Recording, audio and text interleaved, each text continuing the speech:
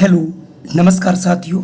मैं हूं नारायण पटेल आपके अपने चैनल पर। जैसा कि हमने आप लोगों को बताया था, लॉजिकल जो डायग्राम होता है उस पर आपके जो क्वेश्चंस पूछे जाते हैं एनएमएमएस में, उसी की मैं एक्सरसाइज लेके आया हूं। इसके पहले मैंने आपको उदाहरण सहित समझाया था, तो आइए फटाफट शुरू कर लेते हैं। और इसके प्रश्न बहुत बार पूछे जा चुके हैं, इसलिए इसको लेना बहुत जरूरी है। तो सबसे पहला प्रश्न है, दी गई रेखा आकृतियों में से कौन सी आकृति अभिनेता पशु और पक्षियों को प्रदर्शित करती है? तो आपको यहाँ से बताना है। तो यहाँ पर आपके सामने तीन, चूंकि आपने देखा यहाँ पर अभिनेता और पशु और पक्षी तीनों अलग हैं, इसलिए इन तीनों का आपस में कोई संबंध नहीं है।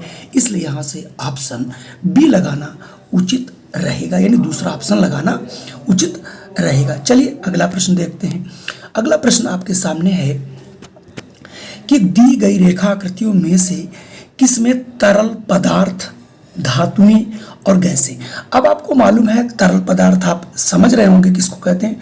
तरल जो बहने लायक होते हैं, तो और धातुएं बहने लायक नहीं होती हैं, और गैसें जो हैं वो गैस फॉर्म में होती है। तो इनमें भी आपस में कैसा संबंध है? क्योंकि तरल पदार्थ और धातुएं और गैस सभी अलग अलग हैं, इसलिए यहाँ से ऑप्शन ए बिल्कुल सही होगा। इसी प्रकार के आपके प्रश्न आते भी हैं। अगले प्रश्न की ओर बढ़ते हैं। तीसरा है, निम्नांकित में किसके द्वारा चूना, सीमेंट और ईंट प्रदर्शित करता है? तो आपको यहाँ भी बताया चूना, सीमेंट और ईंट में कोई भी संबंध नहीं है।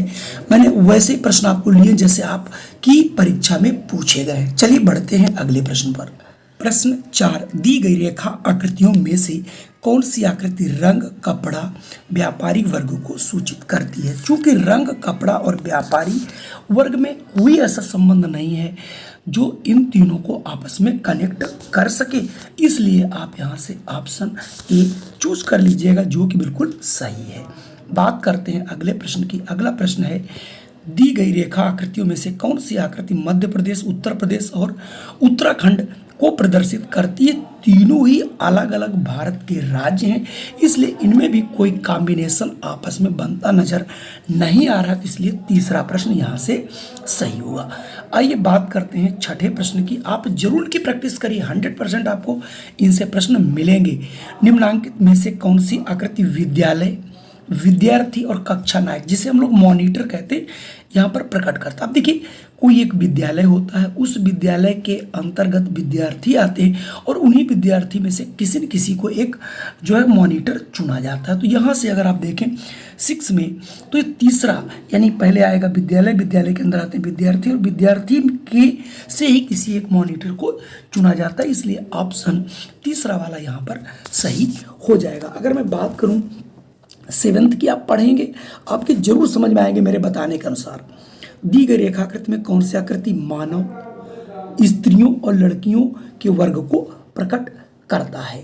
अब आप देखिए, जो मानव में, जैसे जो मानव है ये आपका मानव हो गया, तो मानव के अंतर्गत ही स्त्रियां आती हैं और उन स्त्रियों से उनके बच्चे जो है वो लड़कियां आती हैं। तो इसका मतलब ये भी समष्टि एक दूसरे की पूरक यानी अंदर आएंगे। तो यहाँ पर मुझे लगता है 7th में जो है यहाँ से चौथा वाला बिल्कुल सही होगा। चलिए बढ़ते हैं अगले प्रश्न पर। अगला प्रश्न भी आप बिल्कुल समझ गए होंगे कि कौन सी आकृति एक गांव को, गांव में जिला, जिले राज्य को निरूपित करता है? आपको पता है एक राज्य होता है, राज्य के अंदर एक जिले होते हैं और जिले के अंदर ग्राम होते हैं। ये भी आपको तीनों एक दूसरे से बिल्कुल समिष्ट है, इसलिए यहाँ से दूसरा वाला ऑप्शन बिल्कुल सही होगा। चलिए बढ़ते हैं अगले प्रश्न पर। आप एक एक प्रश्न की ये देख लीजिए किस प्रकार के प्रश्न आते हैं। अब आपको कौन सी आकृति राज्य, देश और शहर को प्रदर्शित करती है? तो यहाँ पर भी आपको पता होना चाहिए, एक कोई देश होता है, देश के अंदर सभी राज्य आते हैं और राज्यों के जो अंतर्गत है वो आपके शहर आते हैं। ये देखिए, तो यहाँ से भी मुझे लगता है ऑप्शन आपका तीसरा सही। मुझे क्या लगता है आंसर तीसरा सही ही होगा। आपको सिर्फ बताने का मेरा मकसद एक ही कि आप इस प्रकार के प्रश्नों को सोचें और कैसे आते हैं। देखिए सीजीएल वगैरह में आते, बड़ी बड़ी परीक्षाओं में भी ऐसे प्रश्न आते हैं। दी गई रेखाकृतियों में से कौन सी आकृति दिन, महीना, वर्ष के संबंध को प्रदर्शित करता? मालूम होगा आपको, एक वर्ष होता है, वर्ष में 12 महीने होते हैं और महीनों में दिन होते हैं। तो यहाँ पर भी तीनों का एक दूसरे से संबंध है, यानी वर्ष वर्ष के अंदर, माह माह के अंदर दिन आते हैं। ये भी एक अच्छा प्रश्न था और एक बहुत अच्छे प्रश्न को हम लोग देख रहे हैं। दी गई आकृतियों में से कौन सी आकृति स्त्री पुरुष नौकरी और पेशा तथा चिकित्सक के संबंध को प्रदर्शित करता है? तो आप लोग ये समझिए, यहाँ पर देखिए, नौकरी पेशा या चिकित्सक कोई भी हो, तो जो नौकरी पेशा होता है, ये मान लीजिए कोई एक नौकरी है, इस नौकरी पेशे से स्त्री और पुरुष सभी एक दूसरे से कनेक्ट होते हैं, उसका कुछ न कुछ हिस्सा जरूर आता है। तो इस प्रकार से अगर यहाँ देखा जाए तो ये आपका दूसरा वाला बिल्कुल सही होगा। अगर मैं अगले प्रश्न की बात करूँ, थोड़ा सा इस पर दिमाग पे जोर डालिएगा, जरूर समझ में आ जाएगा। आरेख बताना है, अविवाहित अध्यापक और पिता को सूचित करता है। यहाँ पर थोड़ा सा आपको याद रखना है कि अध्यापक पिता भी हो सकता है और अविवाहित भी हो सकता है। तो आप यहाँ पर बात करेंगे अध्यापक, तो अगर अध्यापक और पिता, तो ये अध्यापक हो गया, ठीक है। ये अध्यापक जो है, मतलब जो अध्यापक है पिता भी हो सकता है एवं अविवाहित भी, तो इसको दोनों चीज़ों से हम सेटेड कर देंगे, मतलब कुछ कुछ हिस्सा दोनों का ले लेंगे। तो इस हिसाब से अगर देखा जाए तो पहला वाला ऑप्शन सही होगा। अगर मैं 14वें की बात करूं, यहाँ पर थोड़ा सा ध्यान दीजिएगा, कौन से अगर धरती पर रहने वाले जीव, यानी यहाँ पर धरती पर रहने वाले जीव, जल में रहने वाले जीव और धरती और जल दोनों में रहने वाले संबंध को कौन प्रदर्शित करता है? तो चूंकि जब हम धरती की बात करें, मान लो ये धरती है, तो धरती पर जल भी है और धरती पर जो है रहने वाले अन्य जीव भी हैं। तो इसमें भी, इस पृथ्वी में कुछ जीव ऐसे भी हो सकते हैं जो हमारे जल में रहते होंगे, और दूसरा था धरती पर तो कुछ बचे जो धरती पर रहेंगे। तो कुल मिला के यहाँ पर आपको एक ऐसा चित्र जो चौथे में मिलेगा। चलिए अगले प्रश्न की बात कर लेते हैं, 15वां एक अच्छा प्रश्न है और थोड़ा सा अलग भी प्रश्न आपको मिल सकता है, और ऐसे प्रश्न आपको जरूर, हालांकि थोड़ा कठिन प्रश्न है लेकिन फिर भी आप इसे जरूर देखें, समझ में जरूर आएगा। कि उनको चुनना जो तीनों वर्गों के प्रदर्शित करता। पहले वर्ष से कम आयु वाले, तो यहाँ पर ये प्रश्न कट गया। 18 वर्ष से कम हो और मतदाता सूची में नामांकित व्यक्ति, मतदान कर चुके व्यक्ति यों का। तो अब देखिए, मतदान तो मेरे हिसाब से वही व्यक्ति करता है जिसका मतदान सूची में जिनके नाम होंगे वो सब आपके नामित मतदाता की सूची, यानी ये आपकी हो गए मतदान सूची और उसके अंदर मतदाता हो गए। लेकिन जिनकी उम्र 18 वर्ष से कम है वो अलग रहेंगे, क्योंकि वो मतदाता नहीं होंगे। तो इसलिए एक वर्ग ऐसा होगा जो 18 वर्ष से कम आयु के व्यक्ति होंगे, वो उनको प्रदर्शित करेगा। उसके बाद नामांकित व्यक्ति ये कुल हो गए, उसमें ये जो वोट डाल चुके हैं उनको आप यहाँ पर रखेंगे, क्योंकि वो इसके ही सदस्य रहेंगे। तो यहाँ पर पहला वाला ऑप्शन आपका सही होगा। चलिए बढ़ते हैं अगले प्रश्न पर। प्रश्न 16 थोड़ा सा अलग है। कौन सी आकृति वृक्ष, हाथी और पशु के संबंध को भलीभांति दर्शाता है? तो ये तो आपको पता है, 3 चीजें, एक तो वृक्ष, हाथी और पशु।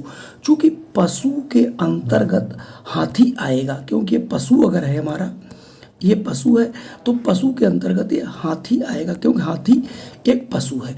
लेकिन वृक्ष से उसका कोई संबंध नहीं है। तो इस प्रकार का मुझे लगता है, ये देखिए यहाँ से दूसरा वाला बिल्कुल सही होगा। चलिए बढ़ते हैं अगले प्रश्न पर, जो आपकी परीक्षा से लगभग संबंधित है। मैं उन्हीं प्रश्नों को यहाँ ले रहा हूँ।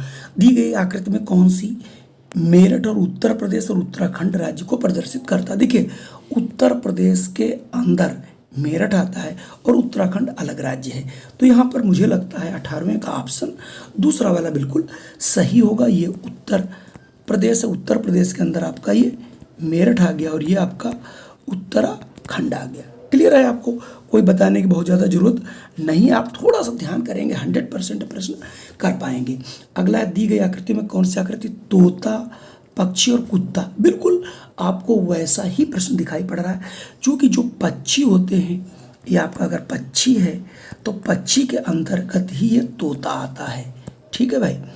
और रही बात कुत्ता, चूंकि कुत्ता पक्षी वर्ग का नहीं तो वो अलग हो जाएगा। इस हिसाब से ऑप्शन ए आपका बिल्कुल सही होगा। चलिए बढ़ते हैं अगले प्रश्न पर। 20वें प्रश्न में की अगर हम बात करें, थोड़ा अच्छा प्रश्न था इसलिए मैंने यहाँ पे रखा है। दी गई आकृतियों में कौन सी आकृति कलम, कॉपी और लेखन सामग्री को प्रदर्शित करता है?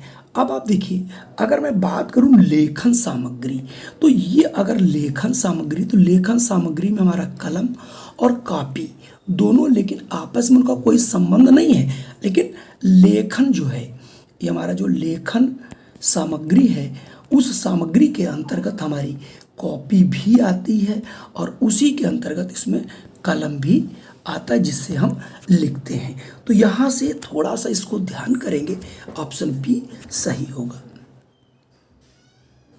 21वां, दी गई आकृति में कौन सी आकृति उपाधि छात्रों, कला स्नातक और विज्ञान स्नातक वर्ग को सूचित करती है? जब कोई पास होता तो उनमें उपाधियां दी जाती हैं, यहाँ पर उनकी बात की जा रही है। तो चूंकि उपाधि जो है सभी को दी गई है, चाहे वो कला के हों चाहे वो साइंस के रहे हों। तो ये मान लीजिए आपके साइंस के हैं, ये आपके आर्ट के हैं और इनको उपाधि दी गई है। तो उपाधि तो चूंकि दोनों को दी गई, इसलिए दोनों को आप उपाधियों के अंदर रखेंगे। आर्ट वाले अलग होंगे, साइंस वाले अलग होंगे। तो यहाँ से देखा जाए तो दूसरा वाला भी ऑप्शन आपका सही होगा। अगर मैं बात करता हूँ 22वें की, तो 22वें में दिखाया जा रहा है दी गई आकृति में कौन सी आकृति फूल, गुलाब और कुमुदिनी?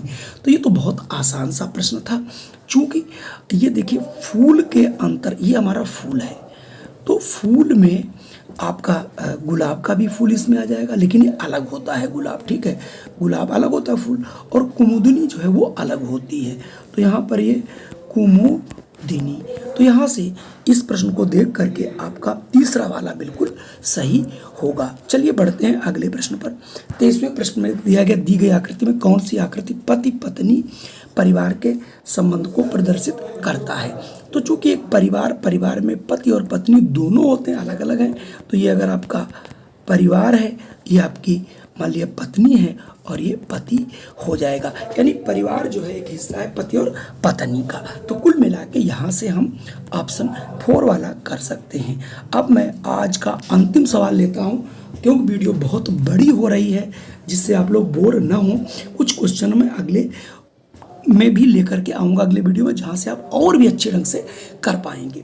24वां प्रश्न है, दी गई आकृतियों में से कौन सी आकृति कंप्यूटर, जिराक्स मशीन और कार्यालय उपस्कर के बीच के संबंध को प्रदर्शित करता है? थोड़ा कठिन प्रश्न हो गया है, चूंकि कंप्यूटर तथा जिराक्स मशीन कार्यालय उपस्कर के अंतर्गत आते हैं, तो हमारा यहाँ पर कार्यालय के उपस्कर मतलब जो उसके साधन है, तो जो कार्यालय के अंतर्गत ये मान लीजिए आपका कार्यालय हो गया, ठीक है, कार्यालय उपस्कर, ठीक है, इसी के अंतर्गत आपका कंप्यूटर भी आता है और इसी के अंदर जिराक्स मशीन भी आती है। तो यहाँ से तीसरा वाला सही है। कुल मिला के आज हमने यहाँ पर 22 से 23 प्रश्न रखे, जो कि आपके लिए बहुत इंपॉर्टेंट प्रश्न थे।